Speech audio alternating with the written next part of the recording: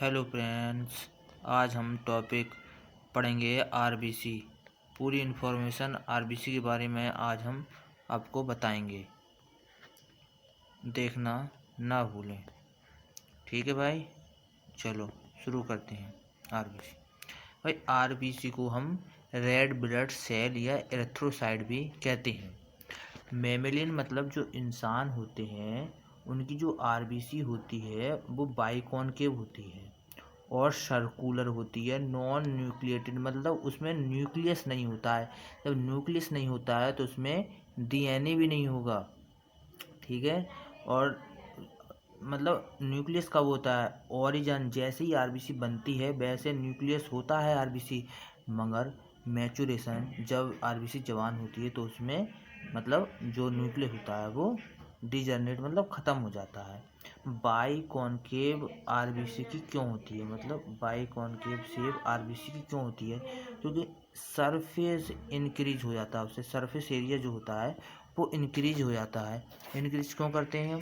Increase हम इसलिए करते हैं कि जो हमारा ऑक्सीजन और कार्बन डाइऑक्साइड का डिफ्यूजन जो होता है वो ज़्यादा जल्दी हो, इसलिए जो है आरबीसी की बाइकॉनकेव सेफ हो जाती है। ठीक है, आगे चलते हैं। जब इसमें अब्सेंस ऑफ न्यूक्लियस होता है तो बाइकॉनकेव सेव होती है। मोर हीमोग्लोबिन कैन बी फिल्ड, मतलब मोर हीमोग्लोबिन, ज़्यादा से ज़्यादा हीमोग्लोबिन भर सके, ये भी एक इसका पॉइंट है। और दूसरा पॉइंट ये भी है कि इसमें बाइकॉन जो ये सरफेस एरिया जो इंक्रीज होता है बाइकॉन के शेप से, जो ऑक्सीजन और कार्बन डाइऑक्साइड का जो डिफ्यूजन बहुत ज़्यादा हो सके। आरबीसी के अंदर एंडोप्लाज्मिक रेटिकुलम अब्सेंट होता है। तो एंडोस्केलेटन जो बना होता है हमारा वो प्रोटीन, फैट और कोलेस्ट्रॉल का बना होता है। ठीक है, जो कोलेस्ट्रॉल का बना होता है तो जो किस फॉर्म में रहते हैं? स्ट्रोमेटिन। ये स्ट्रोमेटिन के फॉर्म में रहते हैं जो कि स्पॉन्जी साइक्लोस्केलेटन होता है। जैसे रुई होती है उस तरीके का साइटोस्केलेटन हो जाता है। एंडोस्केलेटन मतलब होता है जो ऐसे अपना जो एंडोस्केलेटन होता है, जो हड्डी होती है वो अंदर मांस के अंदर रहना, मतलब एंडोस्केलेटन। और एक्सोस्केलेटन उसका होता है जो अपना कछुआ होता है उसका एक्सोस्केलेटन होता है, जो मतलब बाहर से दिखता हो, उसे एक्सोस्केलेटन कहती है। आइए भाई आगे बढ़ते हैं। अब आगे जो आता है हमारा वो आता है प्लाज्मा मेम्ब्रेन और ऑफ आरबीसी। आरबीसी की प्लाज्मा मेम्ब्रेन को हम डोनांस फिनोमेना कहते हैं। डोनांस फिनोमेना क्यों कहते हैं? इसकी जो मेम्ब्रेन होती है वो क्लोराइड और बाइकार्बोनेट आयंस जो होती हैं उनके लिए हाईली परमेबल होती है, मतलब बहुत जल्दी आ जा सकते हैं प्लाज्मा मेम्ब्रेन के आर पार। मगर इम्परमेबल किस किस के लिए होती है? सोडियम और पोटेशियम के लिए ये इम्परमेबल होती है, मतलब आर पार आने नहीं देती। इसलिए इस प्रोसेस को मतलब सोडियम और जो सोडियम है अपना, पोटेशियम है, क्लोराइड है, बाइकार्बोनेट आयन है, इनके आर पार जाने को या ना जाने को डोनांस फिनोमेना नाम दिया गया है। जो मैंने आपको ऊपर बताया था, जो स्ट्रोमेटिन जो स्पॉन्जी साइक्लोस्केलेटन होता है, मतलब इसमें स्ट्रोमेटिन, साइक्लोस्केलेटन और फ्लेक्सिबल प्लाज्मा मेम्ब्रेन होने के कारण जो हमारी आरबीसी होती है मतलब 7.5 माइक्रोमीटर डायमीटर के होते हुए भी 5 माइक्रोमीटर डायमीटर में से पास हो जाती है। क्यों पास हो जाती है? क्योंकि उसके पास में stromatin spongy cytoskeleton and flexible plasma membrane है। इसलिए वो के 7.5 की होते हुए 5 माइक्रो मिलीमीटर की कैपिलरी में से निकल जाती है। ये बहुत इंपॉर्टेंट टॉपिक है, इंपॉर्टेंट पॉइंट है कि आपसे एग्जामिनर पूछ सकता है कि कैपिलरी का उसका आरबीसी का डायमीटर 7.5 होता है तो वो 5 माइक्रोमीटर के डायमीटर में से कैसे निकल जाती है कैपिलरी की, तो आप उसको आंसर देंगे स्ट्रोमेटिन स्पॉन्जी साइक्लोस्केलेटन। ठीक है, अब आगे चलते हैं भाई। जब आरबीसी के अंदर हमारा न्यूक्लियस ही नहीं है, ठीक है, आरबीसी के अंदर हमारा न्यूक्लियस भी नहीं है, तो उसमें जो होता है हाईली सेल ऑर्गेनी मतलब माइटोकॉन्ड्रिया, गोल्जी वोल्जी अब्सेंट होते हैं। जब ये अब्सेंट होते हैं तो माइटोकॉन्ड्रिया एरोबिक मतलब ऑक्सीजन की प्रेजेंट में सांस तो नहीं लेती, क्यों, जब इसमें है ही ना तो ऑक्सीजन कहाँ से आएगी। तो माइटोकॉन्ड जो आरबीसी होती है, जो माइटोकॉन्ड्रिया के अब्सेंस में जो होती है, तो ये एनारोबिक रेस्पिरेशन करती है आरबीसी हमारी, ठीक है। जो antigen of blood group is present on the surface of RBC, मतलब एंटीजन जो अपने जो एंटीजन होते हैं वो आरबीसी की सरफेस पर होते हैं। एंटीजन सरफेस पर आरबीसी के होते हैं, इसके साथ साथ हमारी आरबीसी की सरफेस पर और भी कुछ होता है। वो क्या होता है, आरबीसी पर हमारा जो आरबीसी की जो सरफेस होती है उस पर आरएच फैक्टर, अगर blood group A B positive या ओ पॉजिटिव है, जो फैक्टर उसका पॉजिटिव है तो सरफेस पर होगा। अगर पॉजिटिव फैक्टर नहीं है मतलब ओ नेगेटिव बी नेगेटिव, तो उसके सरफेस पर आरबीसी की सरफेस पर कोई भी फैक्टर मतलब उसकी सरफेस पर कोई भी नहीं दिखाना होगा। अब आती है बहुत इंपॉर्टेंट लाइन की, ये आप किसी से भी पूछ सकते हैं, दोस्तों जो पैथोलॉजी में काम करता हो आप उससे पूछ सकते हैं कि आरबीसी का जो कलर, सिंगल आरबीसी का जो कलर होता है वो पेल येलो कलर होता है। जो सिंगल आरबीसी का जो कलर होता है वो पेल येलो कलर होता है, ठीक है। मगर group of RBC appear red in colour, मतलब ग्रुप जो होती हैं आरबीसी की वो रेड कलर, रेड दिखती हैं। क्यों दिखती हैं, जब ऊपर से जो लाइट सनलाइट पड़ती है तो रिफ्लेक्ट होकर हमें रेड लाइट, रेड कलर की आरबीसी दिखाई देती है। मगर हमारी जो आरबीसी होती है वो एक सिंगल पेल येलो आरबीसी होती है। आरबीसी के अंदर मतलब एक रेस्पिरेटरी पिगमेंट, मतलब एक क्वेश्चन बनता है कि हमारी ऑक्सीजन को डिलीवरी कौन करता है, आरबीसी हीमोग्लोबिन। तो इसका आंसर जो आएगा हीमोग्लोबिन आएगा, क्योंकि हीमोग्लोबिन से हमारा ऑक्सीजन बन जाती है, जिसे हम ऑक्सी हीमोग्लोबिन कहते हैं। तो इसमें जो आरबीसी है, इसमें जो 13वां पॉइंट जो कह रहा है, in RBC red coloured respiratory pigment haemoglobin is present, मतलब जो हीमोग्लोबिन होता है वो आरबीसी के अंदर होता है, ठीक है। जो आरबीसी के अंदर होता है हमारा हीमोग्लोबिन, ना कि बाहर। आरबीसी के अंदर हीमोग्लोबिन होता है। एक आरबीसी के अंदर कितने हीमोग्लोबिन के मॉलिक्यूल हो सकते हैं, तो उसके अंदर in each RBC 26.5 crore molecules of H B are present, मतलब 26.5 करोड़ मॉलिक्यूल एच बी के एक आरबीसी के अंदर प्रेजेंट होते हैं, ठीक है दोस्तों। इतना मतलब प्रेजेंट होते हैं। फिर हम 15वें पॉइंट में चलते हैं। 15वां पॉइंट हमारा क्या कहता है, molecular weight of each molecule of haemoglobin, मतलब कितना होता है मॉलिक्यूलर वेट एक हीमोग्लोबिन का, होता है 67,200 डाल्टन, ठीक है भाई। 67,200 डाल्टन हीमोग्लोबिन, मतलब जो एक हीमोग्लोबिन जो एक उसका मॉलिक्यूल होता है उसका इतना वजन होता है। यहाँ डाल्टन क्यों आया है, डाल्टन इसलिए आया है, मॉलिक्यूलर वेट को हम डाल्टन में ही मापते हैं, ठीक भाई। अब आता है आरबीसी। हमारी आरबीसी के हम कंपोजिशन करें, मतलब कंपोजिशन करें उसे देखें, तो आरबीसी में दो कंपोजिशन दिखती है हमारे। एक तो होता है मतलब 60% उसका वाटर होता है, और दूसरे जो पार्ट होता है वो 40% हमारा सॉलिड पार्ट होता है, ठीक भाई। ओके भाइयों, अब हम आगे चलते हैं, आगे हम क्या कह रहे हैं, ठीक है। ओके, हम बात करते हैं अब शेप ऑफ आरबीसी। आरबीसी की शेप क्या है, मतलब शेप नहीं, सॉरी भाई, आरबीसी की साइज, साइज कितनी है। आरबीसी की जो साइज होती है वो हमारी 7.5 माइक्रोमीटर की साइज होती है। अब जो पैथोलॉजी में लोग काम करते हैं उन्हें पता होता है, जीवीपी टेस्ट कराते हैं। जीवीपी टेस्ट में हम क्या देखते हैं, उसका फुल फॉर्म जो होता है जीवीपी का, जनरल ब्लड पिक्चर होता है। जनरल ब्लड पिक्चर का मतलब ये होता है उसमें आरबीसी की शेप क्या है वो सारे देखते हैं। प्लेटलेट देखते हैं हम, मलेरिया कोई पैरासाइट तो नहीं है हमारे ब्लड में, वो सारा उसमें देखा जाता है। डब्ल्यूबीसी वगैरह भी उसमें देखे जाते हैं। तो एक बहुत बड़ा फैक्टर आरबीसी के भाई है, आरबीसी का भी है उसमें। तो दूसरा पॉइंट हमारा साइज ऑफ आरबीसी में, दूसरा पॉइंट हमारा क्या कह रहा है कि change the size of RBC is called as anisocytosis, anisocytosis, मतलब अगर हमारा आरबीसी का साइज अगर चेंज हो रहा है तो एन आइसोसाइटोसिस उसको हम कहेंगे, ठीक है। अब हमारा था तीसरा पॉइंट। ठीक भाई, तीसरा पॉइंट हमारा ये कह रहा है कि तीसरा पॉइंट हमारा कह रहा है due to vitamin B12 deficiency RBC become large in size called microcyte. These are immature RBC which are destroyed in spleen. In these RBC amount of मतलब ब्लड का जो अमाउंट हो, जहाँ पर बाई लोगों यहाँ पर देखने से रह गया है, जो जहाँ पर जो आरबीसी में जो हीमोग्लोबिन का अमाउंट होता है वो नॉर्मल रहता है। ठीक है, तो ये हमारे अगर विटामिन B12 के किसी पेशेंट को कमी है तो उसकी जो आरबीसी होंगी वो 7.5 से बड़ी हो जाएंगी। ठीक है, और उसमें जो मगर हीमोग्लोबिन होगा वो नॉर्मली होगा। मगर अगर किसी पेशेंट में आयरन की डिफिशियंसी हो जाए तो उसकी जो आरबीसी होंगी वो स्मॉलर इन साइज हो जाएंगी, मतलब माइक्रोसाइट। अगर साइज कम हो जाता है तो उसे कहते हैं माइक्रोसाइट, अगर साइज बढ़ जाता है उसे कहते हैं मैक्रोसाइट।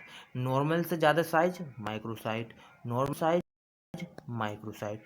तो दे आर आल्सो डिस्टॉर्ब, मतलब अगर आरबीसी छोटी होगी तो भी वो स्प्लीन में ख़त्म होगी, अगर आरबीसी बड़ी होगी तो भी वो स्प्लीन में ख़त्म होगी। मगर इसमें आयरन डिफिशियंसी में क्या होता है, हीमोग्लोबिन का जो अमाउंट होता है वो लेस हो जाता है।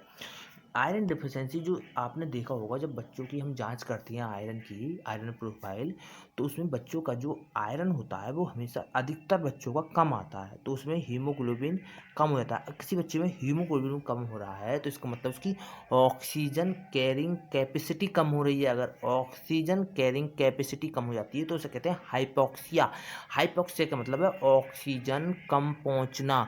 ऑक्सीजन जब कम पहुंचता है तो हमारी शरीर की स्किन वगैरह होती है तो वो नीली पड़ जाती है ऑक्सीजन की कमी से। ठीक है, चलो अब हम आगे चलते हैं। अब हम बात करते हैं आरबीसी की शेप की। ठीक है, आरबीसी की शेप जो होती है बाइकॉनकेव। मैंने बाइकॉनकेव के आपको बेनिफिट बताए। बेनिफिट क्या था इसका, दोबारा बता देता हूँ। बेनिफिट एक तो थे, बेनिफिट इसमें इंक्रीज सरफेस एरिया हो गया। ठीक है, इंक्रीज सरफेस एरिया होता है जिससे कि हमारी ऑक्सीजन और कार्बन डाइऑक्साइड का डिफ्यूजन बहुत जल्दी से होने निकलता है। ठीक है, दूसरा इसमें हीमोग्लोबिन ज़्यादा भरा जाएगा। जैसे मान लो ये हमारा राउंड है, ठीक है, ये गोल है हमारा, और ये हमारा आरबीसी का मतलब ये हमारा बाइकॉनकेव शेप ई वाली होती है। ठीक है, तो बाइकॉनकेव में हमारी शेप जो आरबीसी की है वो इसमें ज़्यादा आएगा। हीमोग्लोबिन मतलब जो ऑक्सीजन का जो हीमोग्लोबिन वगैरह है वो इसमें ज़्यादा आएगा। अब आते हैं दूसरे पॉइंट पे, मतलब इसके चेंज ऑफ आरबीसी का जो साइज है, जो शेप है आरबीसी का, अगर वो चेंज हो जाता है तो उसे कहते हैं पॉइक्लोसाइटोसिस। आरबीसी के जो शेप है अगर वो चेंज हो जाता है उसे कहेंगे पॉइक्लोसाइटोसिस। अगर हमारा साइज चेंज हो जाता है तो उसे कहेंगे एनआइसोसाइटोसिस। ठीक है, यूरेमिया अब आता है तीसरा, मतलब इसमें शेप ऑफ आरबीसी में तीसरा यूरेमिया। यूरेमिया क्या होता है, यूरेमिया का मतलब है जब किसी पेशेंट के ब्लड में यूरिया की मात्रा बढ़ जाती है तो उसे कहते हैं यूरेमिया। यूरेमिया में हमारी आरबीसी कैसी होती है, यूरेमिया में हमारी आरबीसी इरेगुलर इन शेप हो जाती है, तो उन सेल्स को क्या कहते हैं, वर्र सेल्स कहते हैं। ठीक है, और सिकल सेल एनीमिया में हमारी आरबीसी बिकम सिकल्स की होती है। मतलब सिकल मतलब मैं बता देता हूँ आपको, सिकल मतलब होता है ऐसी, सिकल के मतलब ऐसी हमारी आरबीसी हो जाती है जो कि कैपिलरी में फंस के जिस ऑर्गन या टिश्यू को हमें हीमोग्लोबिन चाहिए, ऑक्सीजन चाहिए, हीमोग्लोबिन की सहायता से वहाँ तक नहीं पहुँच पाता है और हमारा वो ऑर्गन डेड हो जाता है और फिर कुछ समय पेशेंट की मृत्यु हो जाती है। ठीक है, ये एक लाइलाज बीमारी है। अब एक इम्पोर्टेंट आती है कि आरबीसी की वो कितनी होती है, हमारी लाइफ स्पेन आरबीसी की कितनी होती है। ठीक है, तो हमारी जो आरबीसी की जो लाइफ स्पेन होती है वो होती है, आरबीसी की जो लाइफ स्पेन होती है वो होती है 120 दिन। आरबीसी की लाइफ 120 दिन, एक ये एबाउट मतलब इससे 120 से कम भी हो सकता है, 120 से ज़्यादा भी हो सकता है। ठीक है, एक एवरेज है, ऑन एन एवरेज 120 दिन तक आरबीसी जीती है। बहुत एक इम्पोर्टेंट आता है कि हम आरबीसी को नापते या गिनते किस में हैं, तो आरबीसी जो काउंट होता है, हम आरबीसी जो काउंट करते हैं वो करते हैं नंबर ऑफ आरबीसी इन पर cubic millimetre. Of blood is called RBC count. मतलब जो आरबीसी का जो नंबर है पर क्यूबिक मिलीमीटर, जो हमारा न्यूबार चैम्बर है उसके बारे में दिया होता है यहाँ पे। पर क्यूबिक जो एक क्यूब होता है, पर क्यूब का मिलीमीटर होता है, तो उसमें नापते हैं हम आरबीसी को। ठीक है, अब हमारी आरबीसी की नंबर देखते हैं, आरबीसी कितना कितना होता है। तो मेल में आरबीसी 5.5 मिलियन, मतलब 1 प्लस भी हो सकता है, माइनस मिलियन भी, तो मतलब 4.5 से आप 6.5 तक मान सकते हैं इसे। ठीक है, अब फीमेल में 4.5 मिलियन होता है। न्यूली बॉर्न जो बेबी होते हैं, तुरंत जो पैदा होते हैं, उसमें 6.8 मिलियन। अब क्वेश्चन ये आता है, बच्चों में आरबीसी की संख्या ज़्यादा क्यों होती है? क्योंकि उस समय जो बोन मैरो होता है, मैं आपको बताना भूल गया, जो आरबीसी जो फॉर्मेशन होती है वो बोन मैरो में होती है।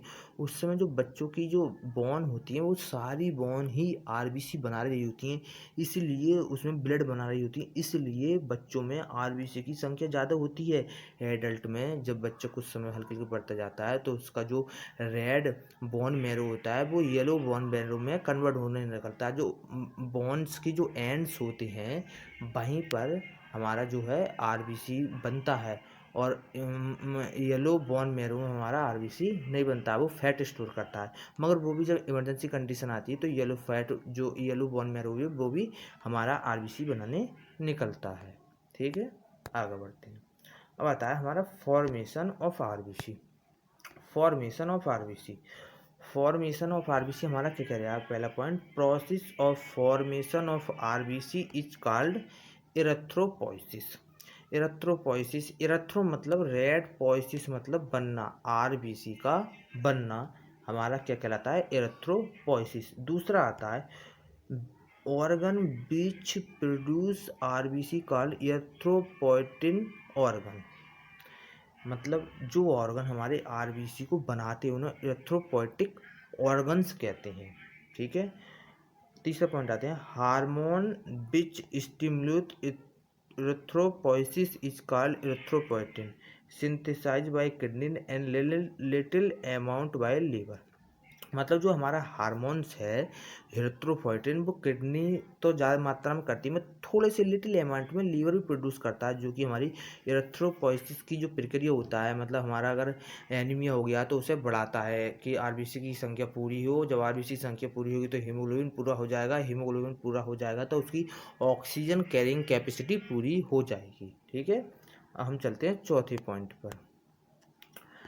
ये बहुत इंपॉर्टेंट लाइन है कि first RBC produce by yolk sac. जो हमारी फर्स्ट आरबीसी होती है वो यॉर्क सैक में बनती है, जो एम्ब्रियोनिक स्टेज में होता है। ठीक है, ड्यूरिंग एम्ब्रियोनिक लाइव आरबीसी, जब हमारी मतलब यॉर्क सैक बनाने के बाद में फिर हमारे कौन कौन सी ऑर्गन आरबीसी को बनाते हैं, उसके बाद जो हमारे ऑर्गन जो मतलब अंग आरबीसी को बनाते हैं वो है liver, spleen, placenta, thymus gland. ये सारे मतलब अंग जो है हमारे आरबीसी को बनाते हैं। ठीक है, ये भी बहुत मतलब पूछ सकते हैं यॉर्क सैक के बाद में कौन कौन से अंग हमारे आरबीसी को बनाते हैं, जैसे लीवर, स्प्लीन, प्लेसेंटा और थाइमस ग्लैंड। ठीक है, अब आते हैं हम अगला, हमारा आता है छठा point, during destruction of RBC occur in spleen, so spleen is graveyard और आरबीसी। मतलब जो आरबीसी जो ख़त्म होती हैं, मरती हैं, वो स्प्लीन में मरती हैं, स्प्लीन में मरती हैं, इसीलिए स्प्लीन को ग्रेव यार्ड ऑफ आरबीसी मतलब कब्रिस्तान ऑफ आरबीसी, लाल रक्त कणिकाओं का कब्रिस्तान कहते हैं हम स्प्लीन का। अब हमारा सातवां पॉइंट जो आता है वो स्प्लीन जो होती है ज़्यादा अमाउंट, जो ब्लड का मतलब ज़्यादा एक्सेस अमाउंट हो जाता है उसे भी स्टोर कर लेती है, तो इसलिए ब्लड बैंक ऑफ आरबीसी भी कहते हैं हम स्प्लीन को। हमारी 1% जो आरबीसी हैं, 1% आरबीसी जो हैं वो हमारी डेली डिस्ट्रॉय होती हैं, उसकी जगह हमारी बोन मैरो में नई आरबीसी प्रेजेंट होती रहती हैं। ठीक है भाई, लेक्चर पूरा हुआ। अगर आपको ऐसे ही और लेक्चर चाहिए तो कृपया मेरे चैनल को सब्सक्राइब करें, लाइक करें एंड शेयर करें। थैंक यू भाई लोगों। ओके भाई।